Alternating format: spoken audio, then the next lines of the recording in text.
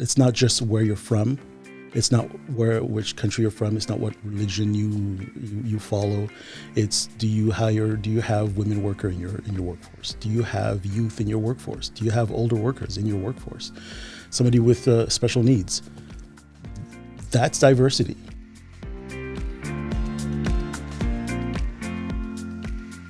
This episode of Bring Back the Porch, brought to you by Bernie Leahy, River Street Realty. Let's get you home.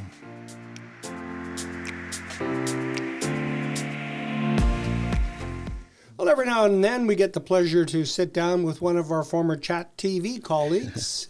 Mike Lecorps pulls up a chair this morning. And Mike, you are with Samus Immigration Services. That's correct. Yes, they hired me on. And you are here to talk about a special program that you have. It's called SIWI. And when I first heard that, I thought, SIWI on the prairies? But it's SIWI, S-I-W-I. Correct, yes. What's it all about? All right, so it stands for Supporting Intercultural Workplace Integration. So prior to me getting on board, they were running a mentorship program.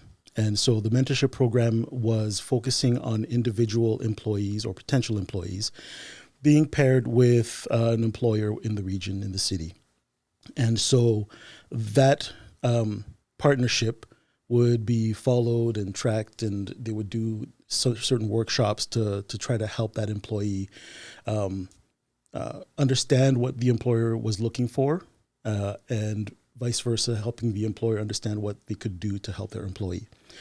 And so that tracked for about 3 years, and then the funding for the program ran out in March, I want to say.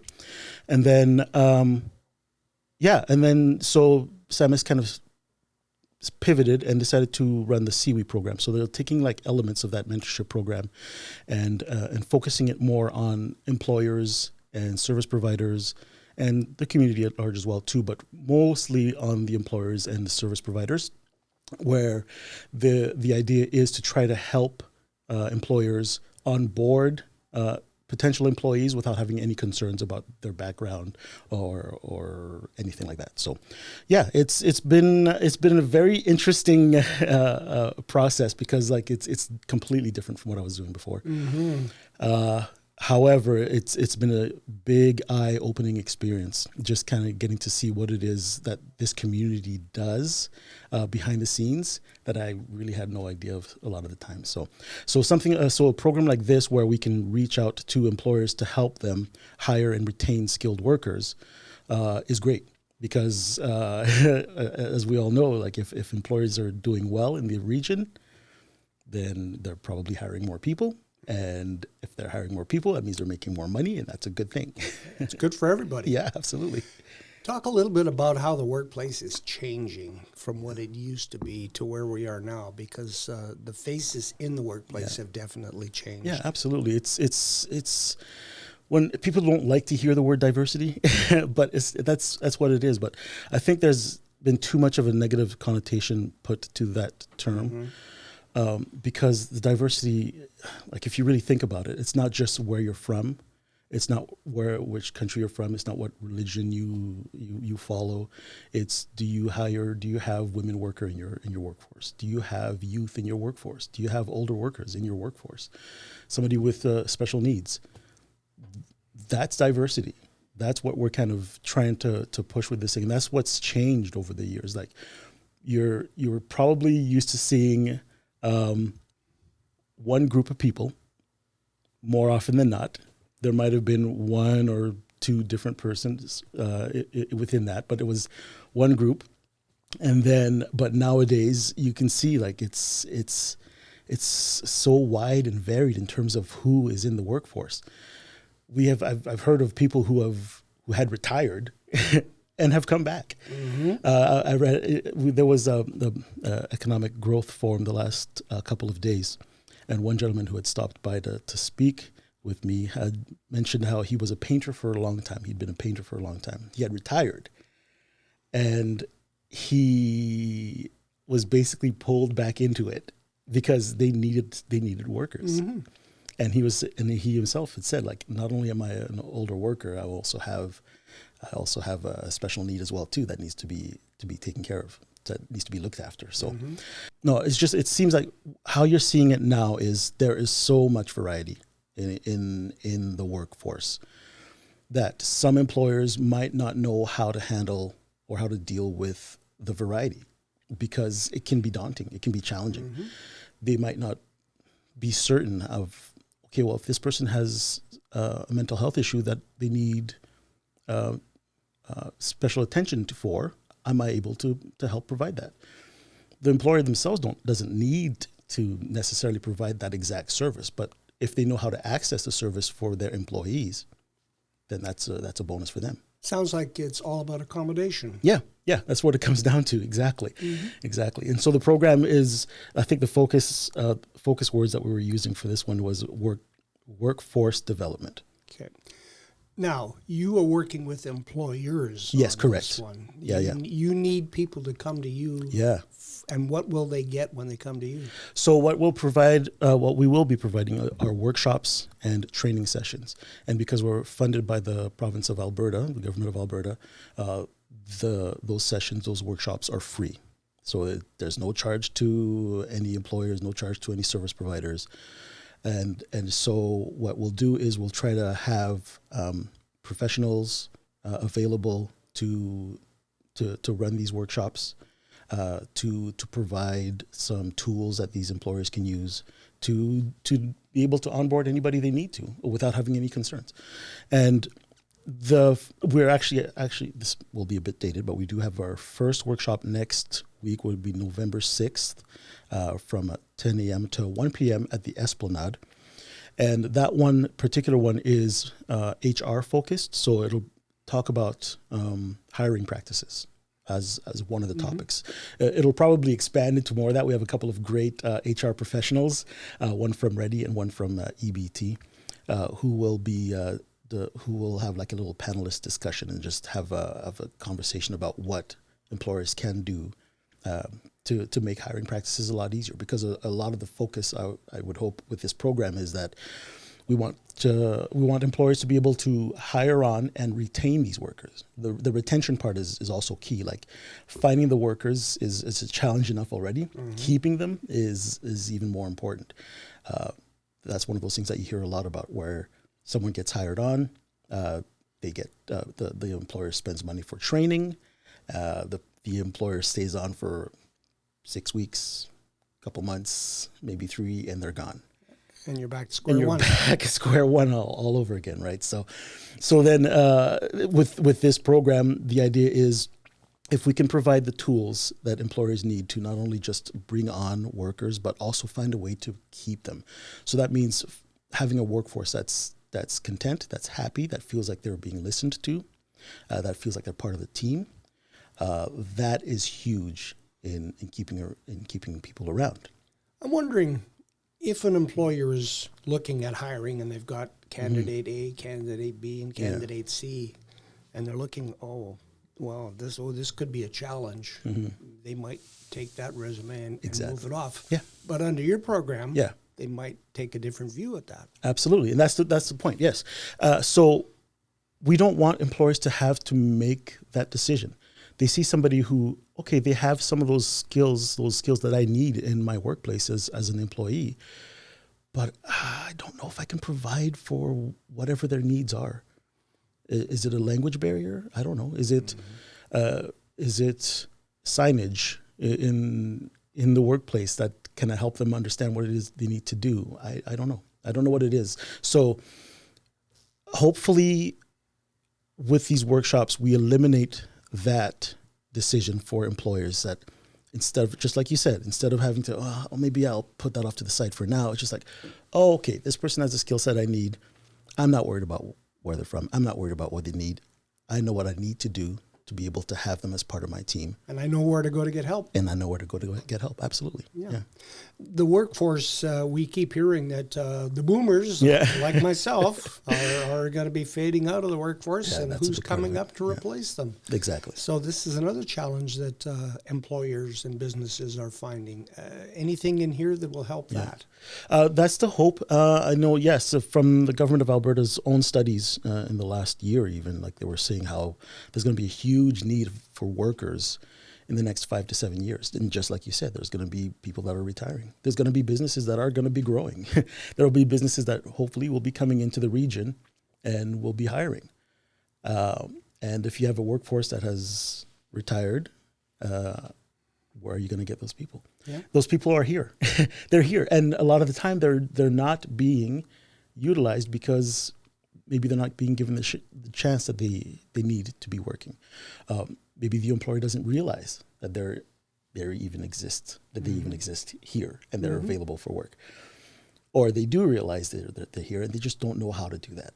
They don't know how to bring them on board. So that's what the program is hopefully trying to do. One of the challenges we hear too about newcomers to Canada and finding employment is that they have all of these qualifications where they came from. Yeah. But here in Canada, they don't seem to be recognized. Yeah, that's a challenge. I know, and certification is a huge issue, I believe. It's one of those things that I hear about. It's hard for them to try to rectify that, to make that work. I don't know what the answer is for that, unfortunately. But there are ways to hire people that have the skill set that you need. For instance, one of the examples that I'd heard was job postings. You look at a job posting and it's like requirements. You need a master's in this. You need a bachelor's in this. And that's totally understandable. But what if that position, if you were able to demonstrate what skills or what type of a skill set a person needed in order for them to be a part of your workforce. The example I like to sometimes use is when I got hired on with SAMUS, they asked me to perform tasks. They asked me to perform some tasks to see if I could do what it was that they needed me to do as part of this program. And then they sat me down. There was 3 people in a room. They had a conversation or they asked me questions to see if I can kind of handle that. And then they made the determination from that, as opposed to having a sheet of paper in front of you. It's like, well, it didn't list that they had this skill set. I guess they're not good enough for my workforce. It's like, next, right? Yeah. But you might have missed out. You might have missed something. Maybe the employee, the potential employee, misunderstood what was needed. Maybe the potential employee has a similar kind of skill set from a previous job, but wasn't sure if that was something that they could put onto their resume or not. That side of things, sure, that could be an employee issue, but an employer can also has the ability to make the job posting in such a way that they can attract a larger group of people for them to draw from. And they might surprise themselves. That's always just a good thought just ran through my head. An employer that is doing a job posting, if they just posted in English or French, they've limited themselves. Yeah, that's too. Yeah, that too. Yeah. So help them write a job posting that might attract someone who speaks another language. Absolutely. Yeah. And the other thing too is even just aside from any permanent residents or immigrants, one of the things that we hear a lot about lately, of course, is youth workers, right? Oh, the unemployment under 15 to 24 is through the roof. Right. And a lot of the time, it's understandable. Like, you might remember the old saying from back in the day. It's like, I can't get a job because I don't have experience. I can't get experience because I don't have a job. Catch-22. Exactly. But what if there's an opportunity to bring some of the youth workers on, even on a trial period? Maybe do some volunteering early on in the process just to see what they can do. And if that's the case, okay, let's hire them on. They know what to do. They know how to do this job. I'm not going to be too concerned about it. Or they can learn. Yeah. Anyone can learn. That's the thing, right? Like, that's basically what it is. Anyone can learn. You got to give themselves that. You got to give yourself that opportunity. Yeah. For an employer who's looking to investigate this project, how much time do they need to invest in this? Not a lot. So the focus, the goal of the program is to make it so that it's easily accessible. The training sessions, the workshops, they will vary in length.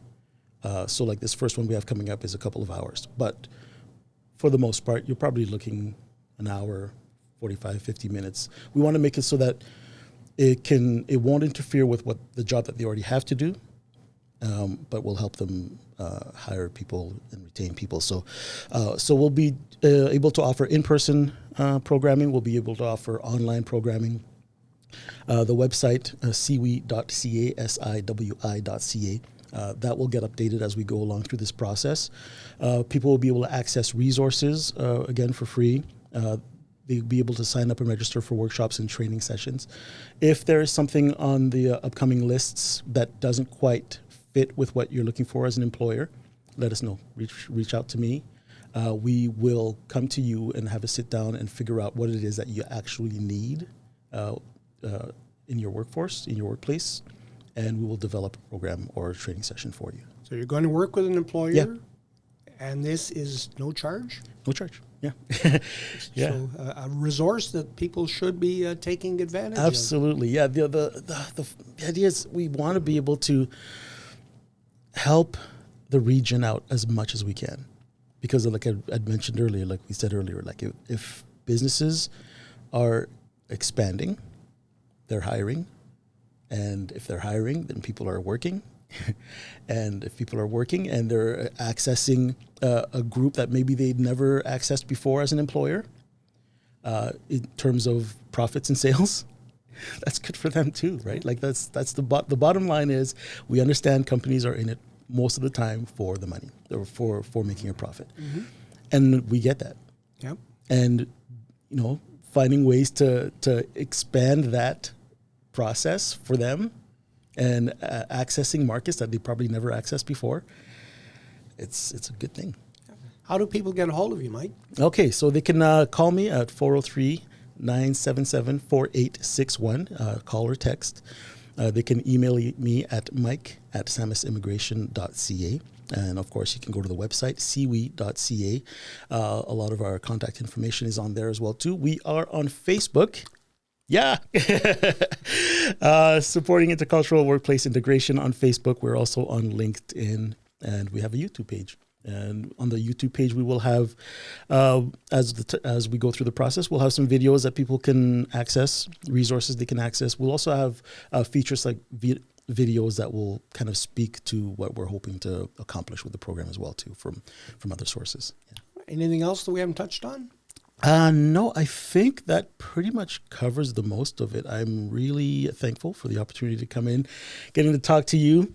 I just quickly, probably one of the last thoughts I wanted to mention was, with our time together in our previous job, that was one of those jobs where I felt the most part of a team.